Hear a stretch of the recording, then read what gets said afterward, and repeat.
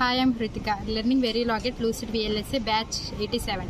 I'm currently pursuing my BTech third year in the stream of ECE at Gudlavalleru Engineering College. I was always very interested in joining Verilog courses, so some of my faculty suggested me this Lucid VLSA course. After completing this course, I'm confident enough in writing Verilog codings and implementing hardwares. It was very informative and interesting course. Rajabandi sir's way of teaching is very unique. Sir taught us how to write complex codes in simple ones and debugging techniques. He asked us to implement hardwares and made us solve coding problems.